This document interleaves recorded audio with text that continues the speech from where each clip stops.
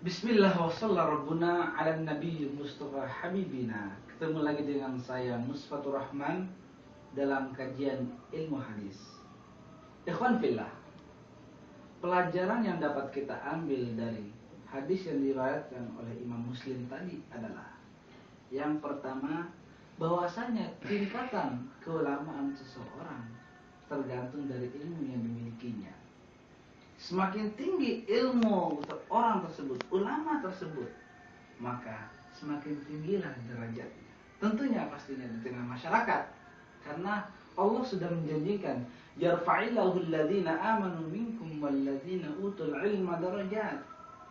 Bahwasanya Allah akan meninggikan derajat orang yang berilmu dan yang beriman beberapa derajat. Tentunya di atas orang-orang yang tidak memiliki ilmu tentunya.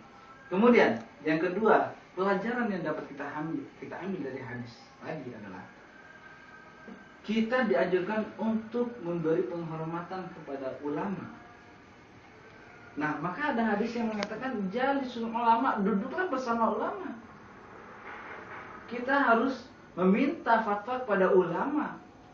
Ketika kita dihadapkan dalam satu permasalahan yang rumit, yang kita sendiri tidak bisa memecahkan hal tersebut, seyogianya Al-Quran sudah membimbing kita untuk bertemulah, bertanyalah kepada ahlul dzikir. Ahlul dzikir itu siapa? Ya ulama.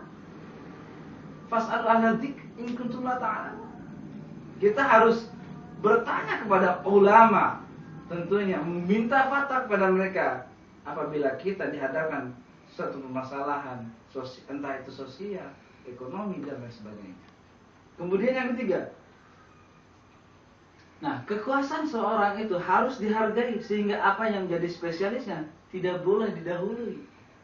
Nah, kita sudah berada pada bidang masing-masing. Biarkan mereka yang ahli hukum bergelut dalam bidang hukumnya. Biarkan orang yang ahli ekonomi bergelut dalam bidang ekonominya. Biarkan orang yang ahli dalam bidang agama terjun langsung dengan apa yang jadi spesialisnya. Artinya apa? Dari hadis tadi kita ambil makna dan hikmahnya, bahwasanya jangan kita jadikan orang yang tidak memiliki ilmu apa-apa untuk kita jadikan imam. Itu sangat salah dan sangat fatal tentunya nantinya. Nah, orang yang patut jadi imam adalah orang yang tadi, kriteria yang empat tadi, jangan yang lain. Karena tidak memenuhi syarat sebagai seorang imam. Karena tugas seorang imam sangat berat tentunya. Tidak sembarangan kita bisa menjadi imam.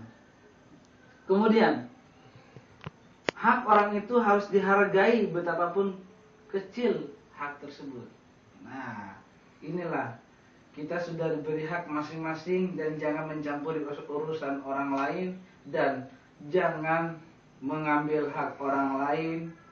Dalam artian janganlah orang ahli ekonomi mengambil haknya orang hukum gitu kan, ataupun sebaliknya.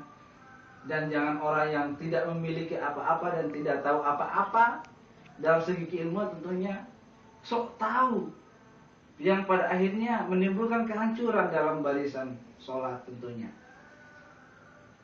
Nah, begitulah. Saya mengutip satu ayat yang sangat menarik sebelum kita menutup perjumpaan kita pada kesempatan kali ini. Dalam surat Az-Zumar ayat 9 dikatakan, hal yastawil ladzina ya'lamuna wal ladzina ya'lamun afala yatadzakkaru ulul albab. Apakah sama, adakah sama orang yang mengetahui dan orang yang tidak mengetahui? Hanya orang yang berfikirlah yang dapat memahami ayat kaumnya yang ada di muka bumi. Artinya dalam ayat ini, jangan orang yang tidak mengetahui dan orang yang tidak memiliki kriteria apa-apa untuk menjadi imam. Bacaannya ngaco, kemudian ilmu agama pun sangat dangkal dan lain sebagainya. Jangan jadi imam, jangan sok pede jadi imam. Begitu maksudnya. Biarkan mereka yang sudah ahlinya menjadi imam.